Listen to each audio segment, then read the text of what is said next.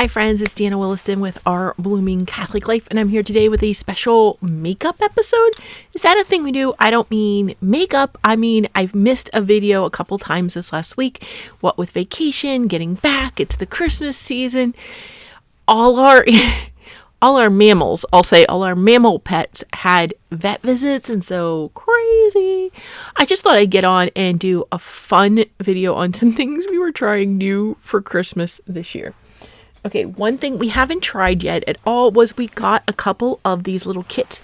They were on sale at Michael's. It's a little ceramic tree in this case with the paintbrush and all the paints you supposedly need to make a cute little Christmas tree. So we got a couple of these for Christmas Eve. Why? Because it's all here. You don't have to have everything else. So that was that idea. A fun thing to do on Christmas Eve. It's not as extensive as making a gingerbread house. I've tried that before, and that's a giant fiasco. There's just so much going on, and everybody has their own ideas. We thought a couple of these, either people could do them, or I can end up just doing them for fun. So we got that. We also got, where's the box? Okay, I admit this was totally just a holiday stress busting. I'm really sorry about the light. I keep turning this and it gets worse. Oh, is that better? What is making that? Oh, well, sorry. We got this new Light Bright. Can you see the whole box? It's really fun. I don't know why it says it's amazing 3D templates. Ooh. It's small, so it's 650 mini pegs. So pay attention to that word. Mini pegs. Don't be caught up in the high def templates. What it is it's a fairly small light bright. It's all black. If I wanted to pop this off, see these little tabs here on the side? They come off. That's how you hide the plate. It's under there. So it's just a normal frame. You lay your paper down, snap this grid on top, and then you have to look through these tiny holes to see the color that goes in there. I'm not sure why it's high def. I'm guessing because it uses a multitude of colors. I'll turn it on. See if you can see me turning it on. Ooh, is different light patterns. Did I not mention that? I know you can see these going. Okay, wait. I think there's at least one more. Oh, that's off. So that is solid on.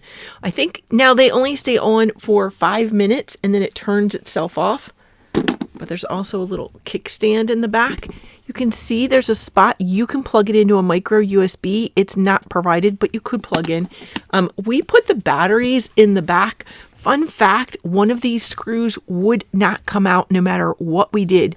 So we actually, my husband took one of the screws out and he held it up and slid to the batteries. And it's just 3 AA batteries. So that's not a big deal, especially with it timing itself out.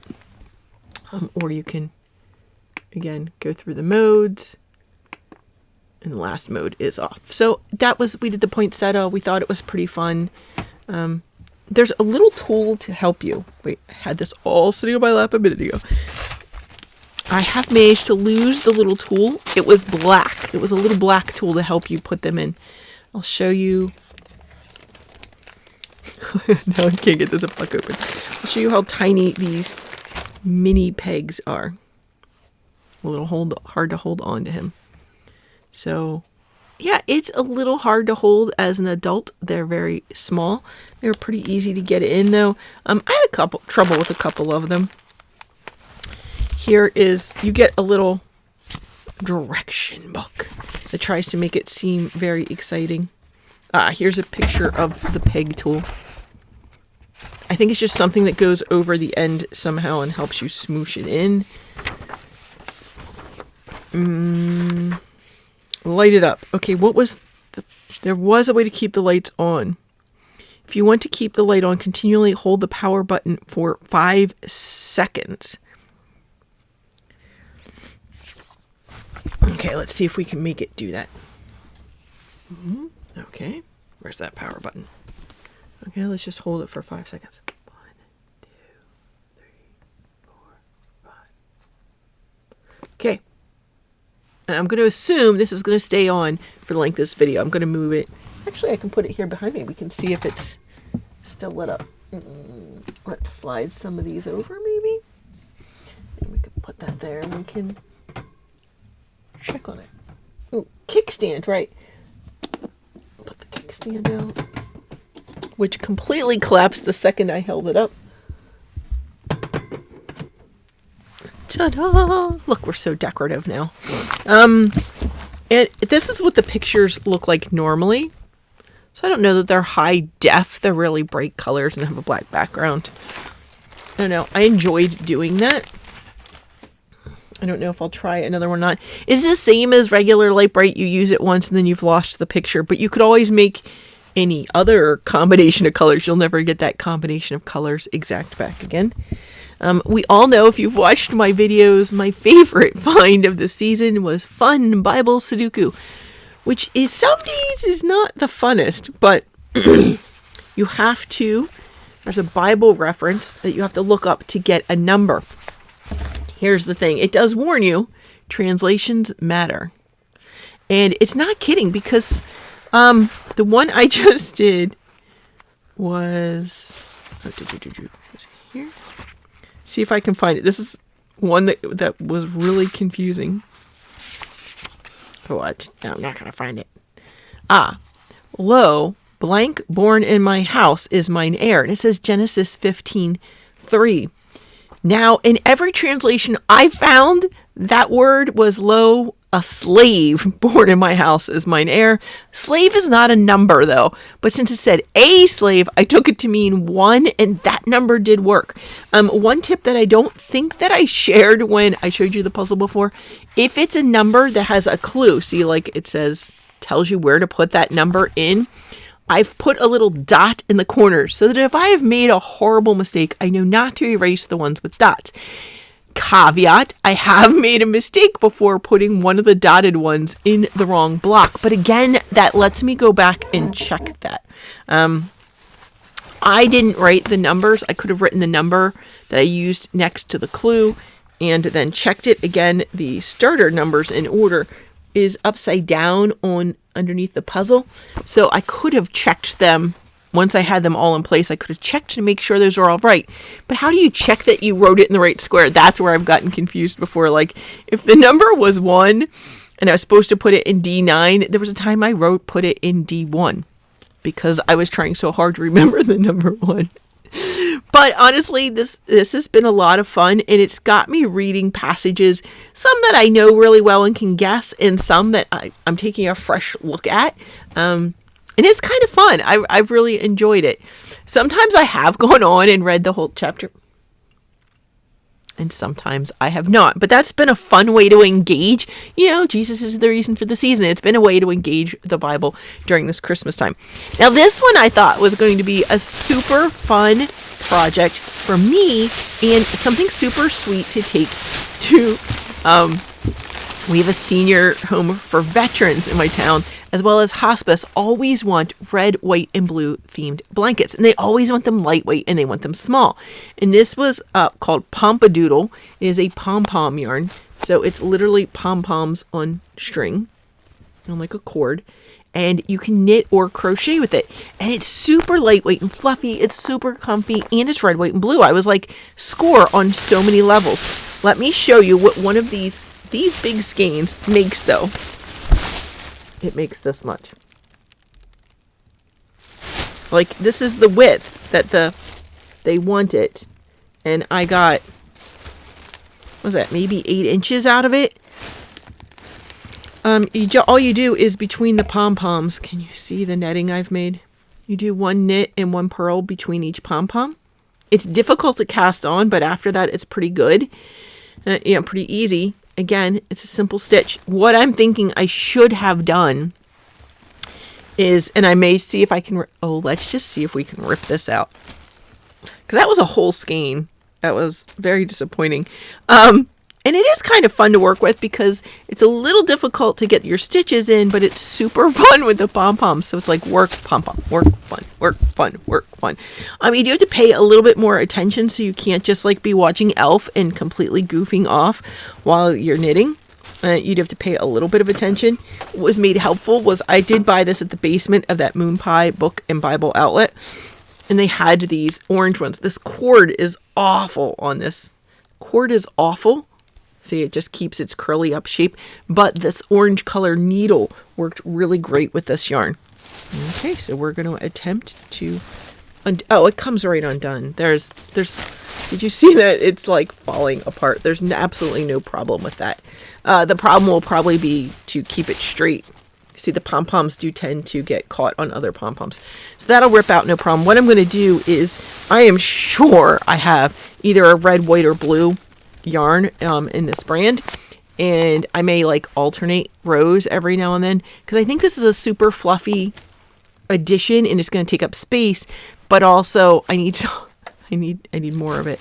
And they were still, even on sale, they were $3.99 a skein. I don't know what they were originally, but to be cost effective, I'm going to have to mix something else in to make this go. And I think that was super, super fun though.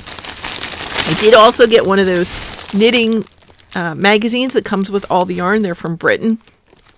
I got this fun little color pack, and I loved all the colors. And then I realized I forgot a warm hat, and it was going to be super cold when we went to Dollywood. And so I started making a hat. Because see, you're never going to see the one on the top, but the stripes are going to be okay. So I'll just keep working on that as well. That's just simple. I'm just at the point where it's just half double crochets all around. So that is kind of fun. And then I'll just have a fun hat for yard work and things. It's really cute colors for me, but it's like if I lose it, it's not going to be a big deal. So that's nice. I've got lots more fun things. I'm going to do some more book reviews and all. I will tell you in this episode, since we're talking about fun, if you're drawn to books that deal with social problems, but in an interesting way, I don't know how to describe what happened. So some of them are over here. Let me see if I can grab them quick and show you what happened.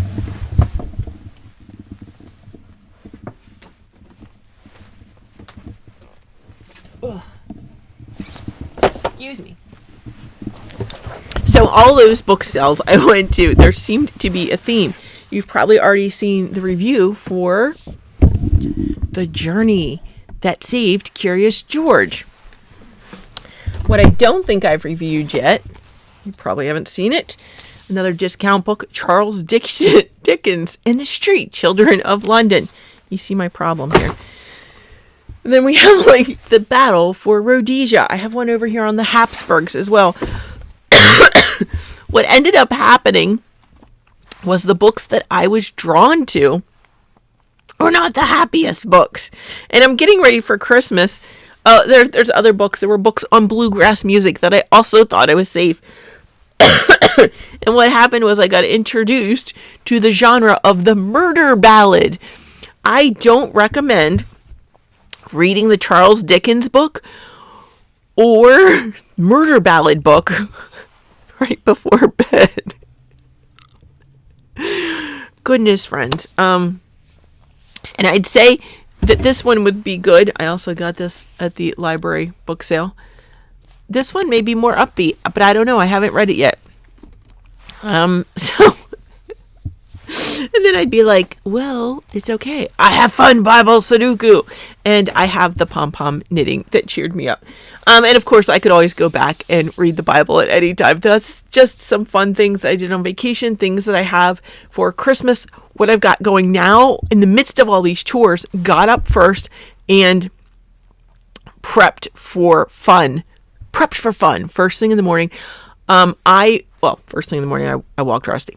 But then I made 3 batches of cookie dough. They're resting in the fridge, so I could put on a dirty kind of sweatshirt, go out and do a bunch of the yard and cleaning chores. Took that off, washed up, doing some videos for you, and then the cookie dough is going to be ready to bake this afternoon. So I'm really excited about that as well. So another thing to cheer you up, they're small batches. So look, that's fancy now, right? Small batch cookies. I'd say I'm an empty nester, but I have a young adult still living at home. We don't really eat cookies, but it's a way to celebrate in family traditions and also just a way to celebrate during the holidays, right? So I asked everybody what was their one favorite must-have cookie, and I just made single or half batches of them all. I'm making them very small cookies. We have that really small little scoop, and I'm just going to make really small snack cookies. I'm going to put some on a mixed platter to share with everyone, but that also each of those people are going to get like a baggie or, a stasher, whatever, some kind of container with their personal favorite cookie in that's just for them. And I thought that would be a nice way to celebrate. Also, we all have some sort of gold, I think, and so the shared tray may not be our best idea right now, but giving each person their own bag, they can always trade some if they want, do whatever they want with them later. So friends, that's for some of our quote fun things. Also fun has been trying to figure out the chart of when to go to Mass. If your church has not had it and you have someone that you need to consider this for, make sure that you get a chart that has it. Not only the combinations to... Hey, I think this turned off. Ah, man, that was a failure at making the lights stay on. You're going to want to know your combination for the fourth Sunday of Advent, as well as for Christmas, as well as factor in whether that Mass has music and or incense. It's going to make a difference. Some of the masses have like a half an hour of Christmas carols beforehand. Some are considered family friendly. So you're going to expect large groups of children there. That may be a factor if you have some health issues, or maybe you really want to see kids. You're going to want to know when those masses are, what those different qualities are. So kind of get a gauge for what you're looking at, and then make sure.